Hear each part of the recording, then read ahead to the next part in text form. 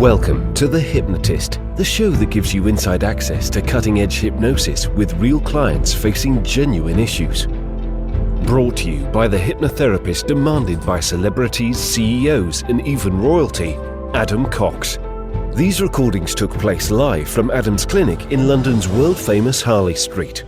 This podcast features powerful hypnosis, so do not listen while driving or operating machinery. This recording is not suitable for those with epilepsy or severe mental health issues. So, get yourself comfortable and enjoy today's episode of The Hypnotist.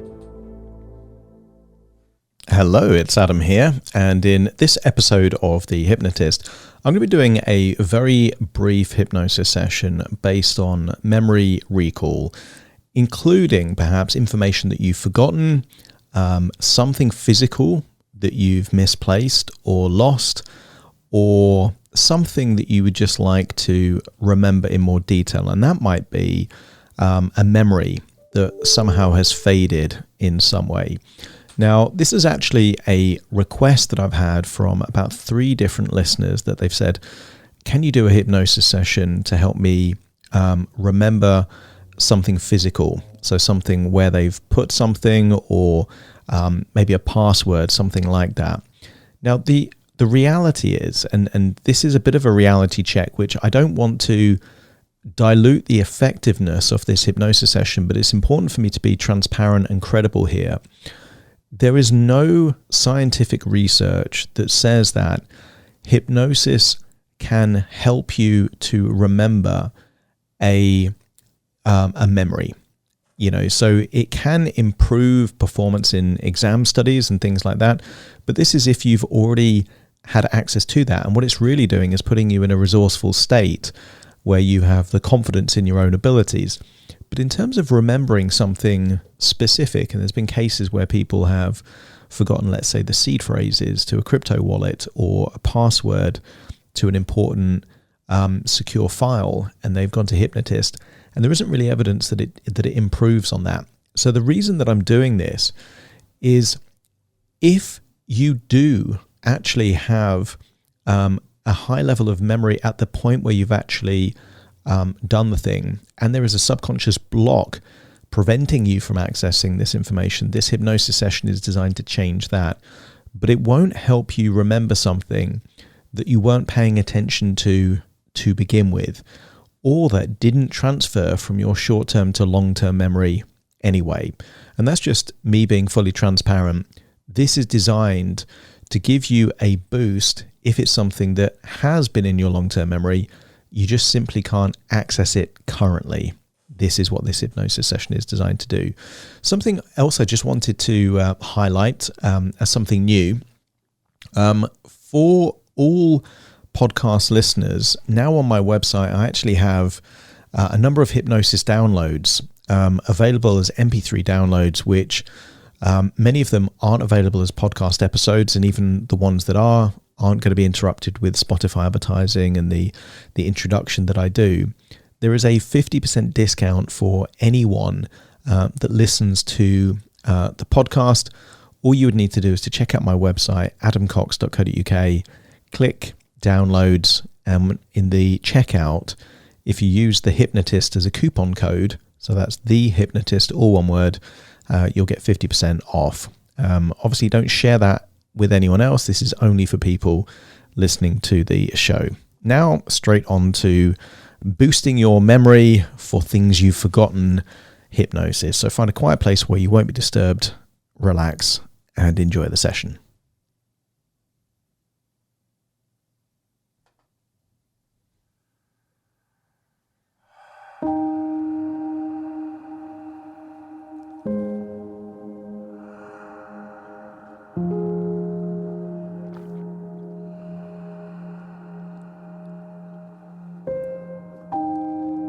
Take a deep breath in.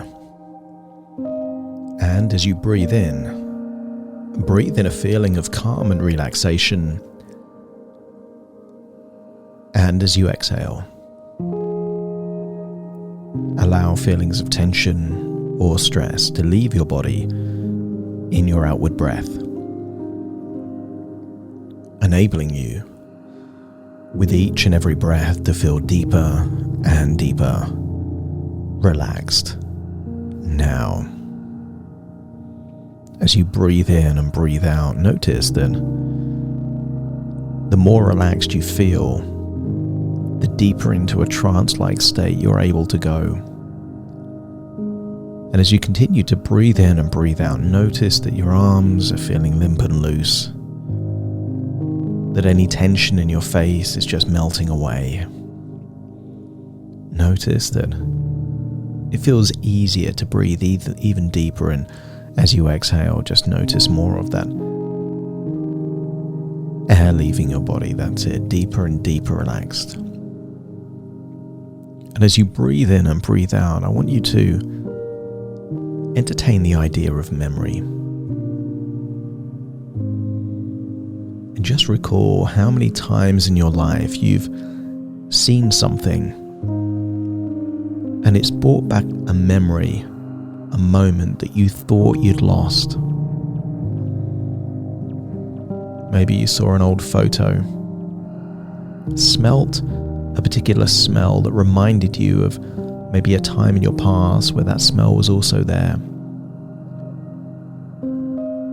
Maybe it's hearing a name, a song, and you can think of countless examples within your own life that the memory was always there. You just needed the right trigger to access it. And there's a big difference, of course, between memories that are there and memories that were never there to begin with. You can't pick the fruit from a tree that was never planted to begin with. But what if the tree is planted and you just don't know where that tree is? And as you continue to breathe in and breathe out, I want you to think of something that you would like to remember. Maybe it's something physical that you've lost and you just don't know where it is now. Maybe it's a particular phrase, something useful that would give you access, almost like a key to a new door. Or maybe it's something else. Maybe the most important thing that you could recall is a belief about who you are and what you're capable of. But whatever it is, be intentional, be specific now. Think of that one thing with the frame of, if you could recall something, what would be the most important thing to recall? And then just allow your subconscious mind to go hunting for that information. And maybe it's something that all you needed was to feel relaxed and know that your unconscious mind has access to so many of your memories. And sometimes it's useful to think of everything but the thing that you're thinking of. If you're trying to remember a person, remember the place that used to know that person. Maybe the songs you used to listen to back at that time, the food you used to eat. Everything but that thing. And don't be surprised that a brain based on neural associations doesn't start filling the gaps and just presenting maybe an image or a name of that person that you've forgotten. And if it's an object that you've misplaced, that used to have something that you valued, maybe an heirloom or a key, something precious, either of financial value or maybe sentimental value. Think of everything but the thing itself. Where did you used to have it or see it? What were the occasions that it used to be used or looked at? What physical premises was this thing based in? Did it move around and go to different places, or was it always in the same place? Who were the people, the other people that knew about this thing? Because maybe it was borrowed or lent, and that's the missing information. Not the thing or the place, but the person that would have access to that thing. It's always nice, isn't it, to assume you've lost something for good and then suddenly it's just there. And then when you think back, it was obvious that with a different sequence of thinking, you could have figured out where it was all along. And allow your subconscious mind to utilize every strategy that in hindsight would have worked into this new thing that somehow is misplaced or missing. And in doing so, just allow the power of your mind to start trying to search for all of those things.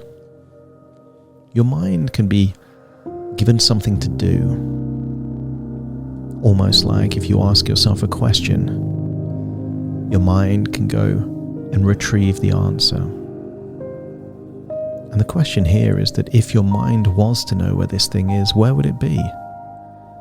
And how would you find it?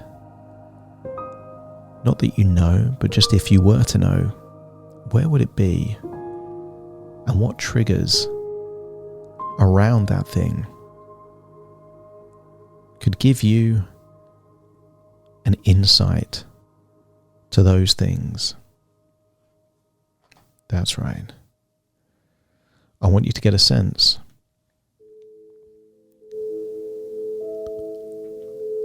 that there are so many different things. So many different things that would be useful for you to recall. But when you think about this one thing, try and describe it to yourself.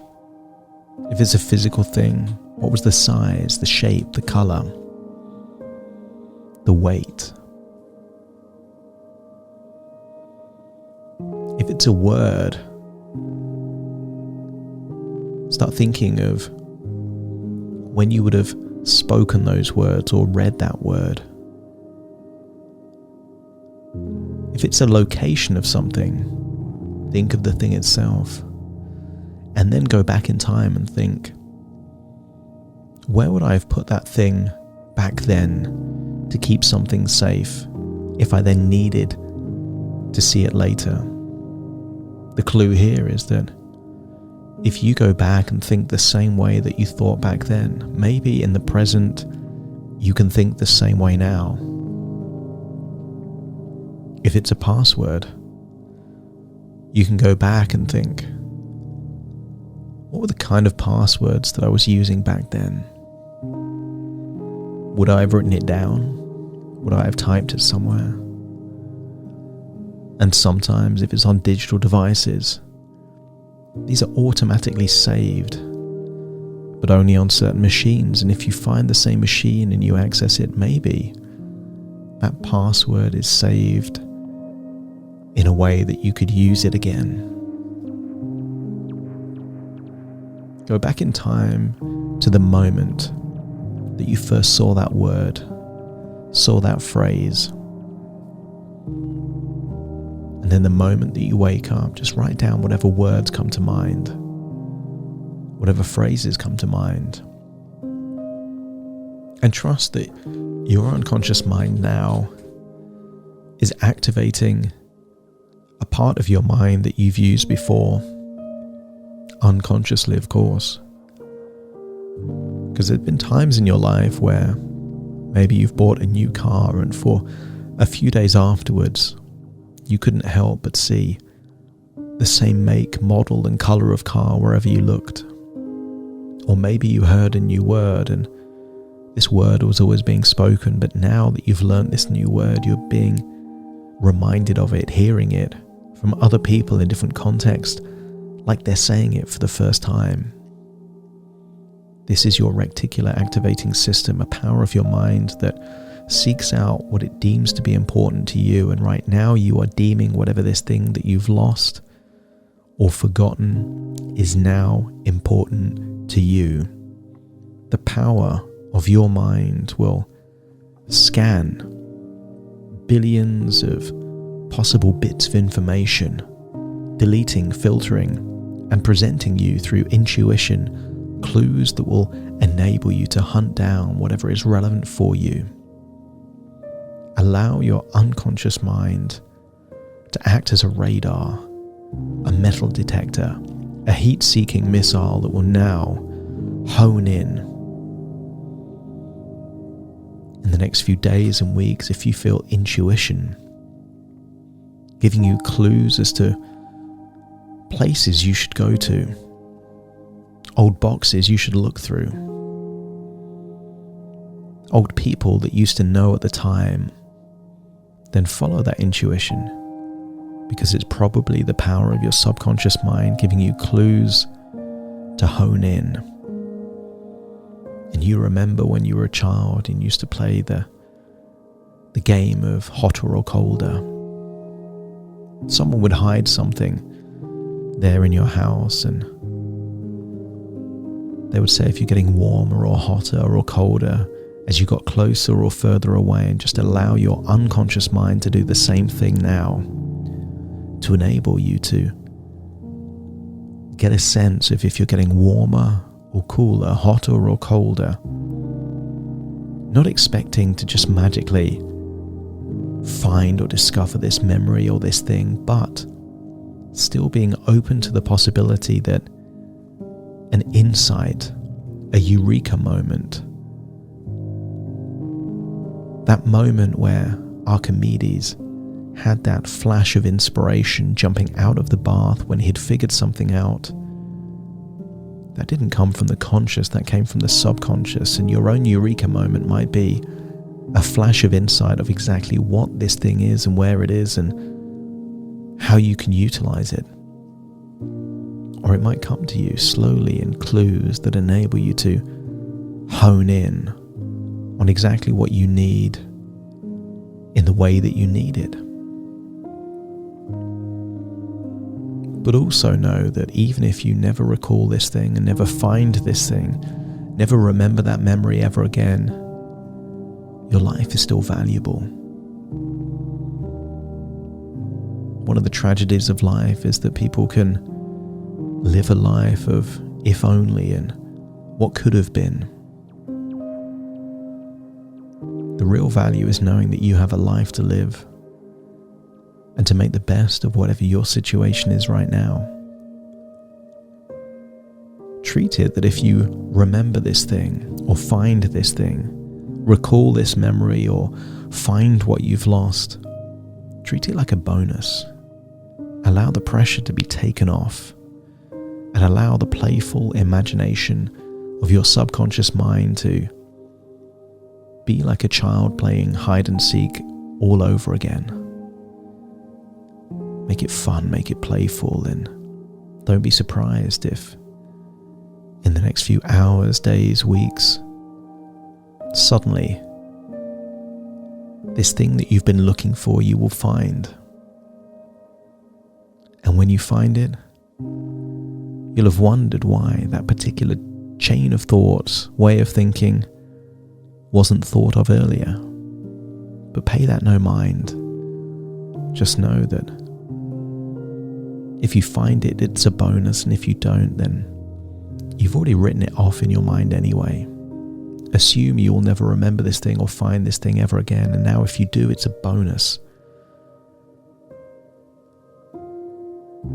And now, as you listen to my voice, find yourself back in your body, listening to my voice firmly in the present, because very soon I will count from 1 to 10 to awaken you.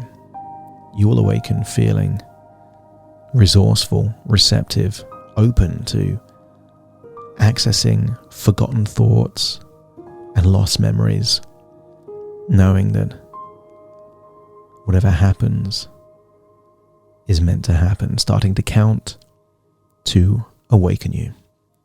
1, 2, 3, waking up. 4, 5, 6, more alert. 7, 8, open your eyes, open your eyes. 9, 10, wide awake, wide awake, wide awake.